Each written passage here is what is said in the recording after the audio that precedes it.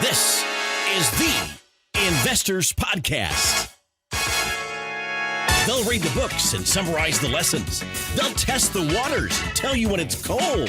They'll give you actionable investing strategies. Your host, Preston Pish and Stig Broderson. All right. How's everybody doing out there? This is Preston Pish, and I'm your host for the Investors Podcast. And as usual, I'm accompanied by my co-host, Stig Broderson, out in Denmark. And we have a guest on the show that a lot of people have been requesting by name on our forum and on Twitter. And they're saying, you've got to get this guy on the show. And it is Mr. Meb Faber. And Meb is the co-founder and chief investment officer of Cambria Investment Management. And Meb's written a couple different books, and he also manages all the ETFs and separate accounts and private investment funds out at Cambria. But Meb has written 3 different books. He's written Shareholders Yield, The Ivy Portfolio, and Global Value. And I can tell you how I came in contact with Meb, and Meb's been on Barron's, New York Times, New Yorker, all these different really high-profile national news networks or media networks. And I came in contact with Meb the first time, not through like Barron's or anything, but I was actually watching YouTube. And he was giving this speech about value investing and more specifically, global value investing. And I'm listening to this speech and I said, this guy gets it. This guy really understands what he's talking about. And ever since that, I've been following you kind of closely, Meb, and I've been watching some of your blog articles that you write, and you're a wealth of information. And what I really like is you share that with your community. You put it out there for a lot of people to comment on, and you're just sharing your knowledge. And that's the thing that we really appreciate. And we're so excited to bring you on the show. So I just want to personally welcome you. And I know Stig wants to welcome you as well to the Investors Podcast. And we're just thrilled to have you here. Great to be here. It's a pleasure. So Meb, we watched this video of you giving this speech at Google, and you were talking about value investing. And I was really impressed with this. And I want you to really describe in generic terms, just so our audience can kind of really understand your approach of international value investing approach.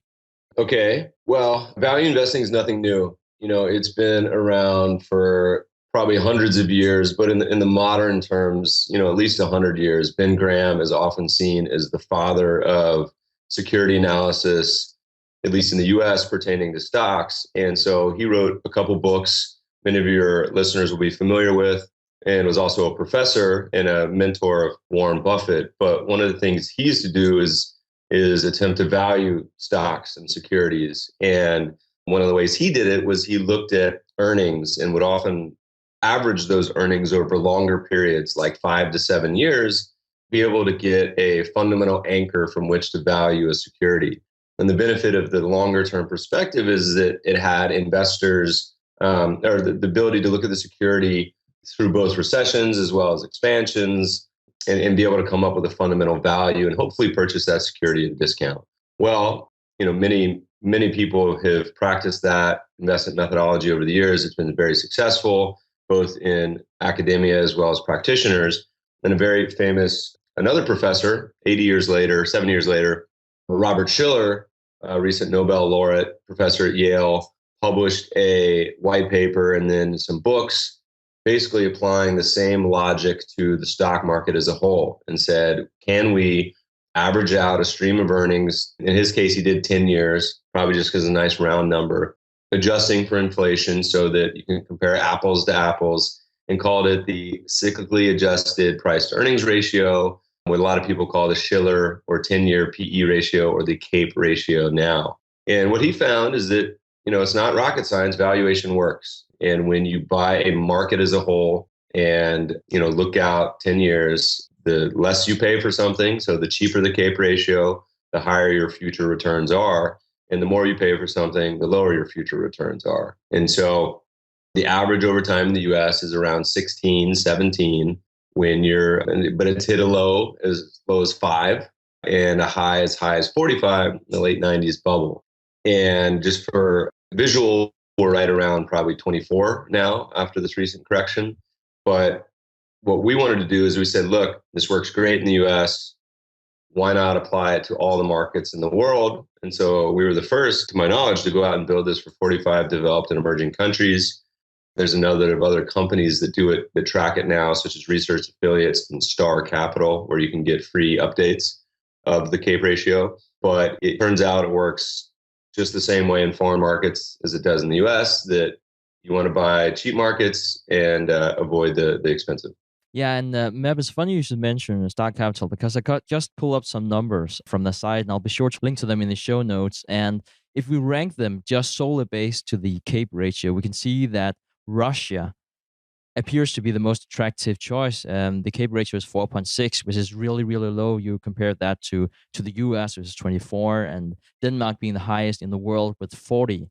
So I'm just thinking, does that mean like everything else equal, we can just go in and buy, say, Russia, perhaps a few more, short Denmark and US perhaps? Well, there's good and bad news. It's boring to say, but the US is expensive, but it's not a bubble. It's not horrifically expensive. And being a quant, all that it means is the future expected returns are expected to be lower than normal. And, that doesn't make for great TV and probably doesn't make for great podcast either, but it's the reality. And there's a future spectrum of returns. And if you're a value investor or an investor in general, you know that the future is not perfect. And so despite the fact you have a high valuation, US stocks could easily go up 40% next year. And that's happened in the past. But it does improve your odds and it changes the probabilities in the future. So if you buy a market that's expensive, the chances are higher that you're going to have a big fat loss or drawdown going forward. And when the markets are really cheap, you have sort of that margin of safety. There's so many caveats to this, of course. We often talk about it that it's similar to a poker player or a blackjack player who's sitting at a table and, may do something really dumb, like hit on an 18 versus when the dealer has a 6. And you pull your hair out and say, why would anyone ever do that? And of course, there's the one idiot that does that at some point and gets a 3 and gets 21. So it's not impossible for markets to go up when they're expensive. So that's the bad news. The US is expensive. The good news is most of the rest of the world is reasonably priced to cheap. So the foreign developed index is around, I think, 16. The foreign emerging after the shellacking of the past year is down around 13. And if you look at a bucket of the cheap 25% countries, you have a valuation of around 9, which is the lowest that bucket's been since the bottom in 08, touched around that area in 03, and then before that, back to the early 80s. We've said this on the show before, but if people are listening to this and you're hearing the numbers that Meb is throwing out there, so if he would throw out a 10 as far as the Shiller PE, in general terms, the easiest way to figure out what the yield is that we're referencing, you just take 1 divided by the number that we're saying. So if it's a 10, then that would be about a 10% return. So you take 1 divided by 10, it gives you a 10% return. If it's a 15, you'd go 1 divided by 15, you get a 7.5% return. So just as a rule of thumb, just so you guys can equate these numbers with actual yields as he's throwing out the different markets. Meb, I've heard you talk about this in some of your other interviews, and I think it's really important for you to highlight this for our audience. But can you talk about the bias that domestic investors have for equities in their own country? So I've been giving a variation of this speech over the past couple years. And if the audience is small enough, I'll pass around a piece of paper and ask one question. I'll say, what percentage of your stock allocation, so we're excluding real estate, bonds, commodities, currencies, everything else, just your stocks, how much do you have in the US? And almost every time, I gave this speech in Phoenix and Tucson last week, and I said, I guarantee you the number is going to be very close to 70. And sure enough, in both towns, the number was 69%. And what that's called is home country bias, where if you look at the world market cap portfolio, so this is simply if you bought every stock in the world measured by its size, you would end up with roughly half in the US. And the US is the biggest market. So that should be your starting point. If you're an agnostic investor, John Bogle, Vanguard indexer, you would say, my starting point is half in the US. But in the US, obviously, investors put way more, around 70% in the US because it's comfortable, it's what's familiar. But this isn't just a US bias. It happens in Italy, it happens in the UK, it happens in Australia. It's even more odious in those countries because their market caps are even smaller, 10, 5, 3%.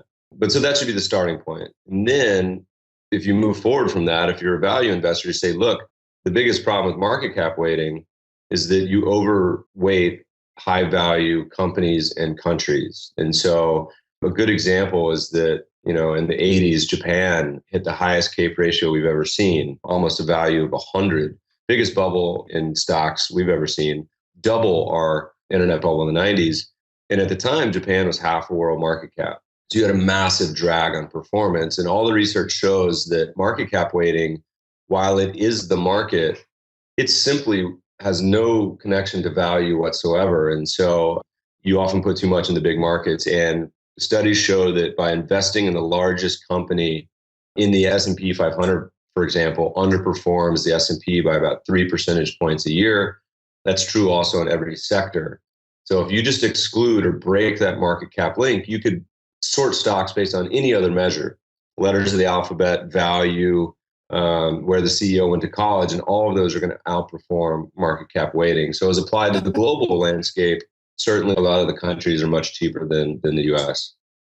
Awesome. I love that. Fantastic. Let's keep the show going. We actually prepared 9 questions, and I don't know if we'll get to all of them. We did the first one, though. But Meb, the second one. So on the podcast, our investment philosophy is deeply rooted in value investing. That being said, given the current market conditions with high valuations, we have discussed if our listeners should look more at hedge fund managers like Druckenmiller and Soros rather than Warren Buffett. So who do you expect to perform best the next, say, 3 to 5 years? Well, if I knew, I would certainly give them all my money. So let me know if you guys find out. But, it's challenging for investors. Most investors, if you talk to them, they have a investment methodology. So you'll talk to people and they say, I'm a value guy, or I'm a trend guy, or I'm a dividend guy, or I'm a Bitcoin guy, who knows? But one of the challenges is to take a step back and say, let the data speak for itself. And what works, what has historically worked in investing. And there's a lot of approaches that work in investing. Value works, trend following works, momentum works. And the biggest challenge why Warren Buffett has been so successful is not his system, because his system's not that complicated. He invests in cheap stocks, high quality. But what's beneficial is he sticks through his system. And so an example we gave on the blog recently is we said, if you just went and tracked what Buffett was doing through his public stock picks, updated it once a quarter, when those picks were public, he's outperformed the S&P by something like 5 or 6% a year since 2000. This would have been one of the top performing mutual funds in the United States, would have performed 98% of all stock mutual funds. However, he's underperformed the broad market in, I think, 7 of the last 9 years, that strategy. So most investors, if that was a mutual fund or your money manager, would have fired him after year 3 or 4 or 5. So you see these long cycles where certain types of strategies outperform. So this is a long-winded answer to your question, but where we are in the US right now, last year, year 7 bull market, stock valuations are getting expensive. And the best quadrant to be in when you're investing in the US is cheap market that's going up. And so when I say trend, you could use, say, 200-day moving average or 10-month moving average, but just an quant measure of, is it going up or down? And the best quadrant is cheap and going up. And where we've been the past few years is expensive, but going up. And that's not a bad place to be. The problem is when that trend flips, which you've seen fourth quarter last year, end of last year, where all of a sudden you go from cheap and going up to cheap and going down. Expensive and going up to expensive and going down. And expensive and going down is by far the worst place to be. It only happens about 10% of the time, but you really want to move aside. So a lot of the strategy, we're only 3 weeks into the year, but it's been a pretty dramatic start where US stocks are expensive and going down. And what's working, you point out, a lot of the quant investors, the managed futures type of funds are up, around 6-7%. And we've said for a long time, as far as hedging US stocks, nothing is perfect. The best way to actually hedge is not to take risk in the first place, but US government bonds and then managed futures historically have been 2 of the best. So we love quant and macro guys, but we love them always. So throughout every market cycle, we think they have a great place as a complement to value strategies. All right. Fantastic answer. So one of the ideas that you're really famous for, Meb, is providing a framework for imitating the best professional investors in the world. And you kind of hit on that on the last answer a little bit. You've written this book called The Ivy Portfolio. And for anybody else out there, we have gotten a lot of questions on our forum. A lot of people, and we get these questions just straight from email, people saying, well, why don't I just imitate the picks of Warren Buffett? Can I do that?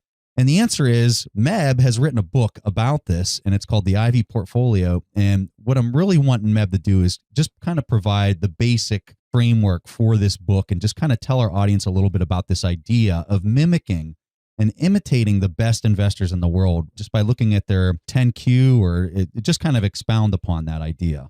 Well, the great news, what a great lead in, because I just published my 5th book last week on this topic. It's 260 pages deep on this, called Invest with the House. But where this theory goes back to is back in college. I was a biotech engineering student and was taking a security analysis class taught by a famous hedge fund manager, manages probably 10 billion now. And it was a security analysis class. And each week there would be a different hedge fund manager or guest speaker. And so you would listen to these guys give talks.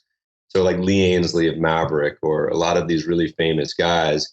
And you would sit there and listen and say, my God, they know so much more about these stocks than I ever will. They have far more resources, 20 analysts. They pay people to go spy on oil fields. They have people sitting in the parking lot of Walmart counting shopping cart, all of these resources. I said, why wouldn't I just allocate to what they're doing? And many people don't know this, but investors with over 100 million under management have to publish their holdings once a quarter. And it's with a 45-day delay. So the holdings as of the end of the year would come out February 15th. There's some caveats to these type of filings, such as, it's only the long picks show up, the shorts don't show up, the futures and derivatives don't show up. And so you want to be able to track the investors who have a long time horizon, who are stock pickers. You don't want to track the high frequency guys, the guys who are doing arbitrage, the guys who are doing macro. None of that works. But Buffett's a great example. So I said, being a quant, I can never get comfortable with the possibility, say, does this strategy work or not? I have no idea because I can't test it. And so after a few years, I said, all right, I corralled a few interns and we went and did this by hand and went and downloaded all of the files online. This is all free. You can look it up on a number of websites that track these holdings, like Whale Wisdom. And I said, I pulled together all these filings, found a non-biased stock database and said, let's test these and historically how it worked. And so Buffett being the example we just mentioned, where we said, what would it look like to track Buffett?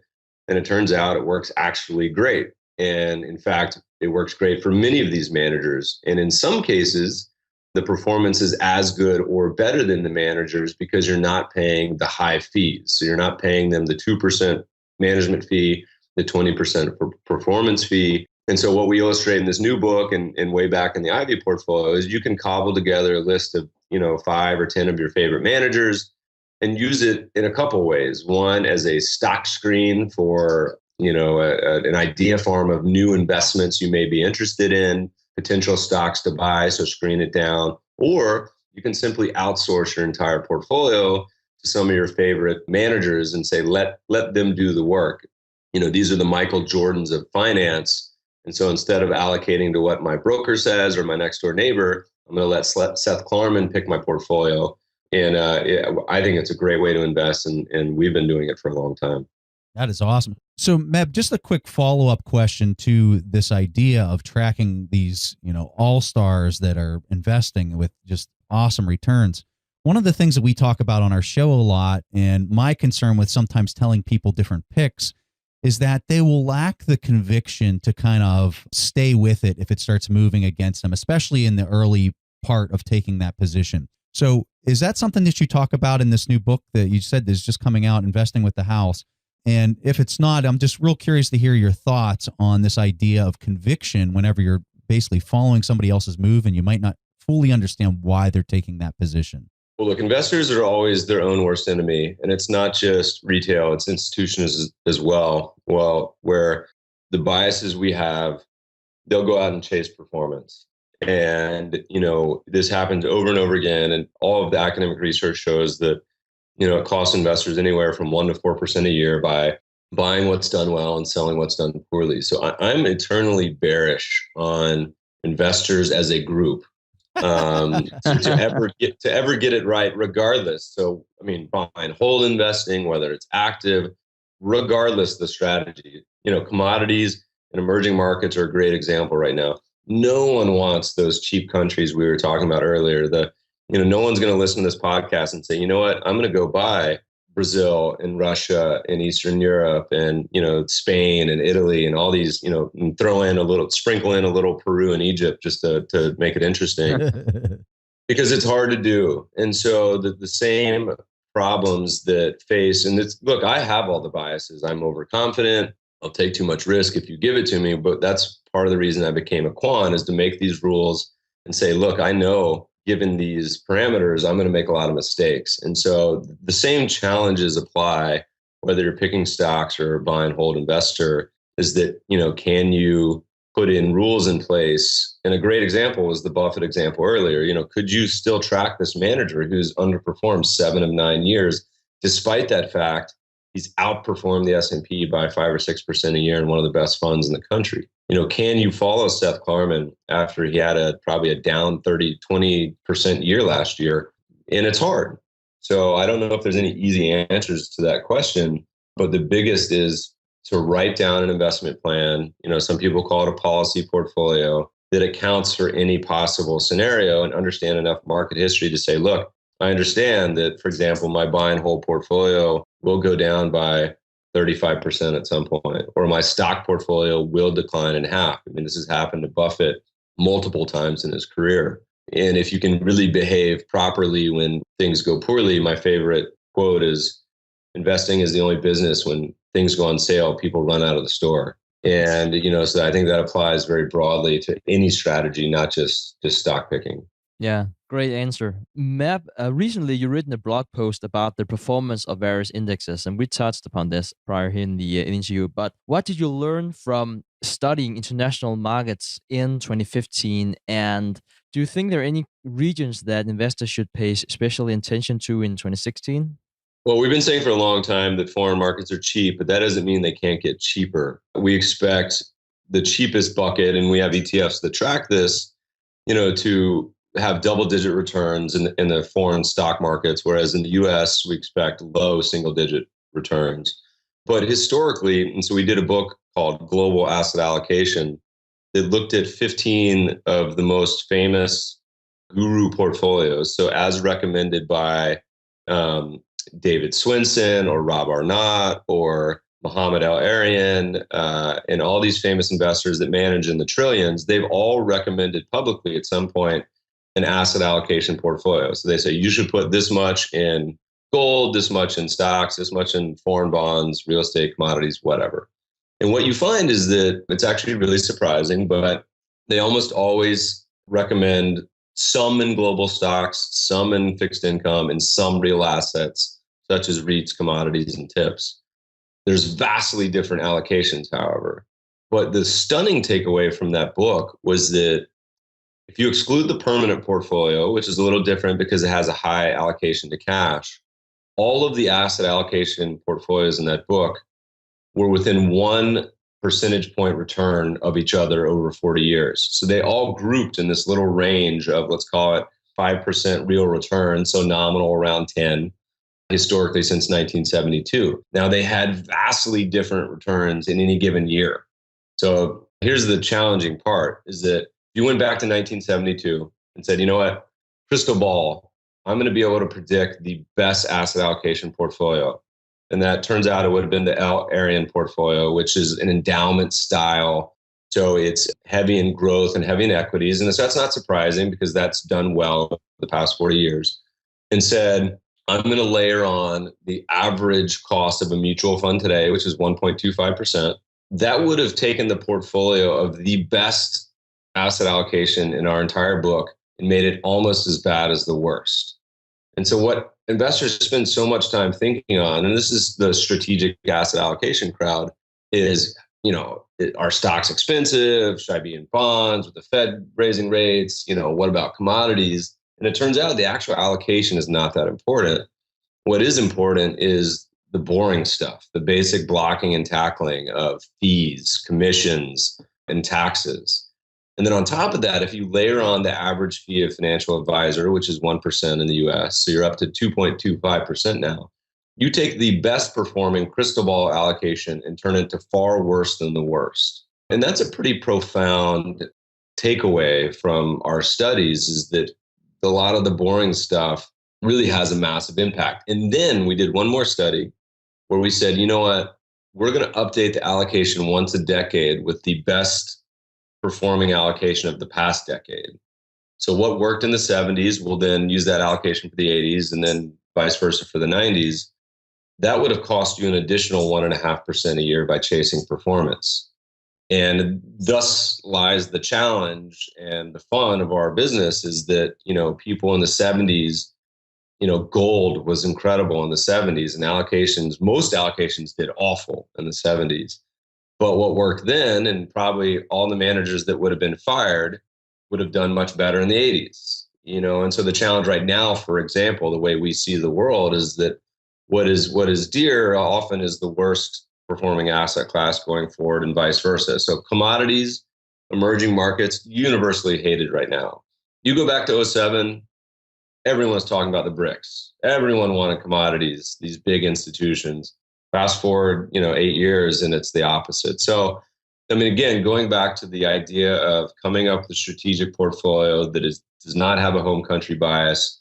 I say A, it doesn't really matter, but B, one of my favorite portfolios that's really hard to beat is very simple. I think we named it on the blog the Trinity portfolio, because you put a third in global stocks, a third in global bonds, and a third in trend following type of strategies. So you could call it managed futures, you could call it any sort of global trend.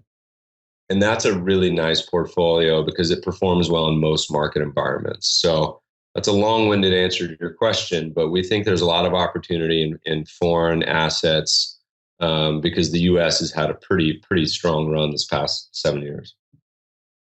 So, Meb, when we look at the international value investing strategy, we see that Japan right now is offering some really good valuations. Their PE ratio is very low relative to a lot of other locations. But with that said, I don't trust the Japanese currency at this point. And I feel like we're upon some interesting times in this coming year, especially as their QQE seems like they're not going to be really kind of continuing that anymore. I see that making their currency extremely strong and very difficult for their equities. So specifically with Japan, how do you see this playing out with their valuations being so low and they've got all these other currency issues happening? I'm just real curious to hear your opinion on this. Currencies are tough. There's a good quote called, "Currencies aren't difficult, they're just confusing." And as Americans, we benefit from having the reserve currency, and a lot of Americans don't really think a lot about currencies. They think of them in terms of, hey, the Argentine peso and Brazilian real went down big last year. That means vacation to South America is cheaper. Or, currency is expensive in Europe and it's going to be more expensive to go skiing. And that's it, really. They don't really think in terms of investing. But here's the way we think about currencies. So this is a broader question, then we'll get to Japan. Real currency returns over time, meaning net of inflation, are fairly stable. The key word being over time. In any given year, currencies can go up, down 20, 30%, as we've seen in the past few years, particularly last year, US dollar being very strong against a number of currencies. But over time, they're fairly stable because they adjust for inflation. So when thinking about hedging or not hedging equity markets, I'm actually agnostic, but feel that you have to pick one or the other and stick with it. Either you hedge all your equity exposure or you don't, but you stick with it because over time it'll be a wash.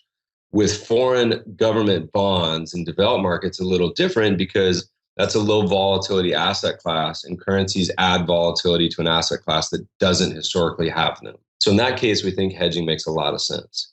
Furthermore, if you then say, what about treating currencies themselves as an entire asset class? It turns out you can apply very simple factors that you apply, say, in stock investing that work great in currencies too. So such factors as value, as trend and momentum, as carry is probably the most famous one. And then you can create essentially trading system on currencies as an asset class that correlates to very little. We've had a currency fund filed for a very long time, but have never launched it because didn't think people were that interested. I think that's changing. I think people have been more and more interested in currencies the past few years. Now getting on to Japan, it's interesting when you look back at the history of valuation of many of these markets, because if you look at the left side of the chart of cheap countries, and I mean, it almost gives you nausea to think about because it's the worst geopolitical environment, the worst economies. Brazil is probably in the worst recession, borderline depression they've ever been in. And you say, my God, why would anyone want to invest in those? And that's part of the reason it works. And a lot of those country stock markets are simply really cheap because they've declined a lot already. So many of those markets, there's something like 10 or 15 markets around the world now that are down over 50%. A lot of those markets are cheap PE because the P has gone down so much. They've gone down 40, 60, 80%. Greece's case, 95%.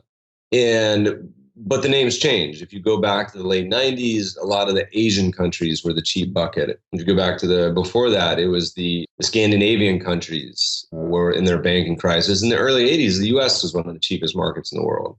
So usually what happens is when markets are cheap, there's a lot of reasons why you shouldn't or would never invest there. Russia, great example. A year or two ago, when they were doing very poorly, they were shooting down commercial planes, they were invading countries, oil going down, all these reasons not to invest in Russia. But as the story slowly fades away, and things go from totally miserable to only slightly less miserable, that's when you can have some of the big returns.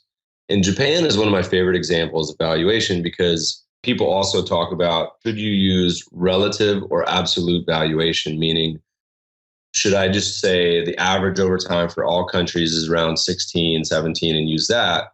Or should you compare them to their own value history? And I always say the former because bubbles and depressions have such lingering influence. Japan, had you said, I'm going to invest when it's cheap relative to its own history, you would have bought the entire way down in the 90s and 2000s. And so every year you say, well, it's cheap relative to this historical cape of 50, but that's just because it was a massive bubble. So Japan finally got interesting a few years ago, but no one cared anymore. And then they had one of the biggest returns ever for their stock market. But of course, the currency got hammered as well. I think it's interesting. It's not hitting our filters as one of the cheapest in the world, though a lot of the countries are changing place very quickly with the market volatility. And China being another example that's getting close to the cheap bucket, but not quite there yet. So we think it's interesting, but not quite hitting the super cheap yet for us. Interesting.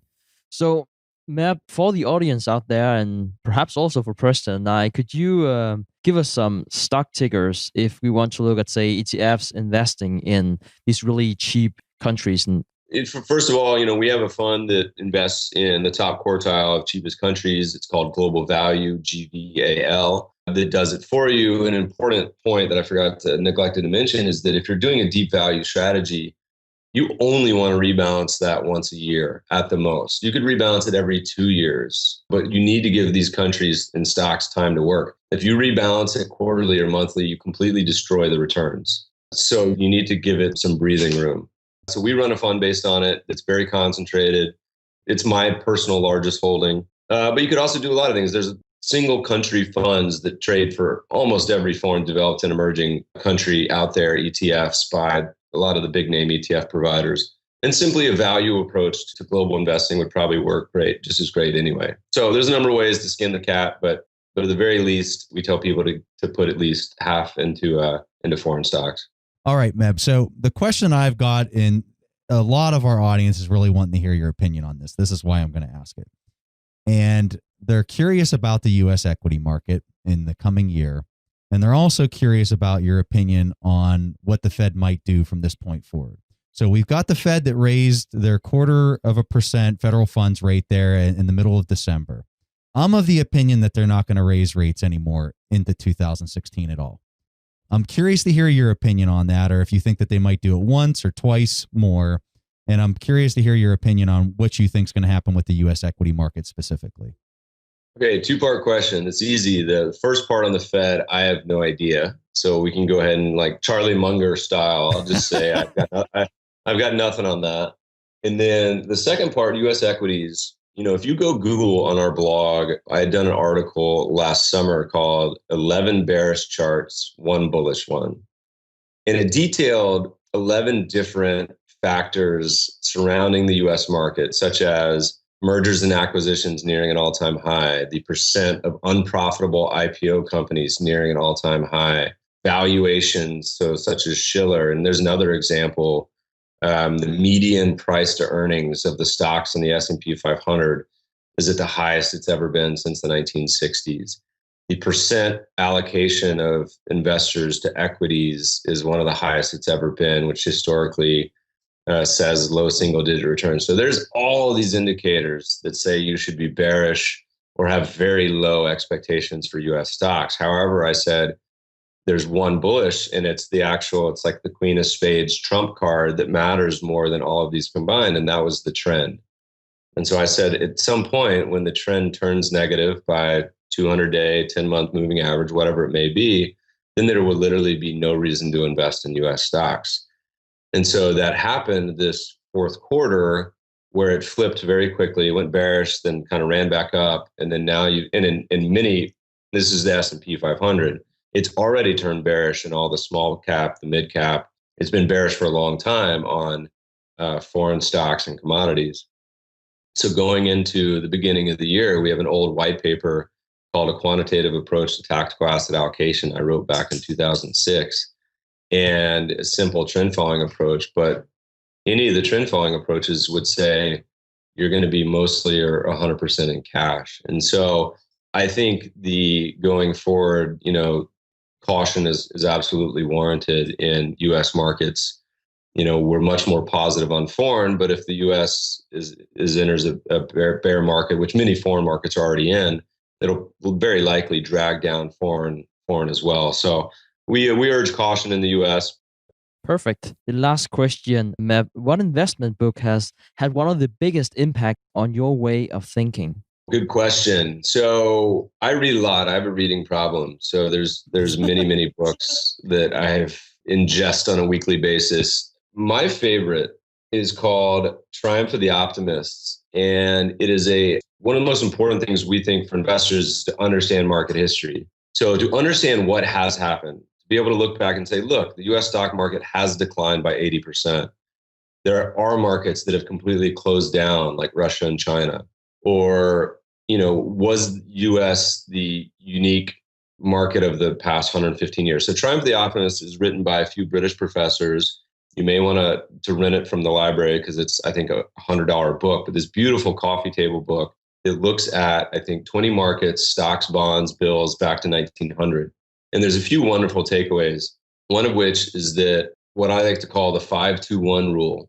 And this is roughly what stocks, bonds, and bills have returned for the past 115 years in global markets on average, real returns, so net of inflation. Global stocks around 5%. The US, I think, was 6.5%, one of the top markets in the world, maybe only one or two better. I think South Africa was the best.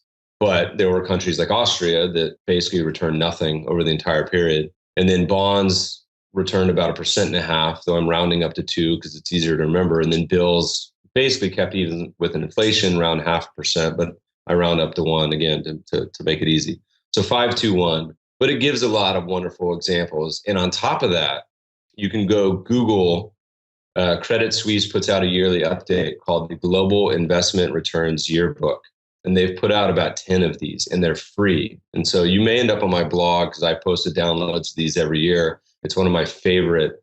It's like Christmas Eve waiting out for their publication because they tackle different concepts each year. They've tackled CAPE ratios. They've tackled, what if you sorted global markets on trailing GDP and FX returns, what does best? And they talk about dividends and momentum and trend. A wonderful education for free on all those updates. So that's probably my favorite book to take a look at, and tackles currencies as well. thank you so much for coming on our show. Like, this information you're sharing with our audience is just total abundance. We can't thank you enough. This was just fantastic. And I know you're going to have a lot of people from our audience coming over to your sites and wanting to read more about you after hearing this interview. So if you could give them a handoff to your different sites and some of the things that you have out there so they can learn more about you and maybe some of your books, please share that with our audience right now if you could. Sure. You guys can always find me at mebfaber.com is my blog. There's over 1,500 articles. And if you've made it all the way through this podcast and go to freebook.mebfaber.com, I'll even send you a copy of a free book. You got to promise to read it, though. And, I post a lot of studies on Twitter as well at Meb Faber. And there's a handful of white papers on the SSRN network. And of course, any of the 5 books. So plenty of reading to keep you busy. All right. So Meb, thank you so much for coming on the show. We just really appreciate your time. Thank you. Pleasure. All right. So that's all we got for you guys this week. And if you guys go over to Meb's website, I guarantee you're going to really learn a lot. All the stuff that he was talking about, we're going to have that in our show notes. So if you guys need, or you're not hearing it on the show, or you don't have the opportunity to write it down because you're driving in your car, just go to our show notes after you're done on theinvestorspodcast.com, and you guys can pull up all that information and all the links. Also, please sign up on our email list. We try to read a book every other episode, and we send out a free executive summary of all the books that we read. We don't do any spam or marketing. So go ahead and sign up on that, and you can get those. And if you have a question, you want to get it played on our show. We haven't played a question a little bit, but we're getting ready to do our next episode, and we're going to play a bunch of questions from our audience. You can get those questions played if you go to asktheinvestors.com and you record your questions there. And for anybody that gets their question played on our show, we'll send you a free signed autographed copy of our book, The Warren Buffett Accounting Book. So that's all we have for you guys, and we'll see you guys next week. Thanks for listening to The Investors Podcast. To listen to more shows or access to the tools discussed on the show, be sure to visit www.theinvestorspodcast.com. Submit your questions or request a guest appearance to The Investors Podcast by going to www.asktheinvestors.com. If your question is answered during the show, you will receive a free autographed copy of the Warren Buffett Accounting Book. This podcast is for entertainment purposes only. This material is copyrighted by the TIP Network and must have written approval before commercial application.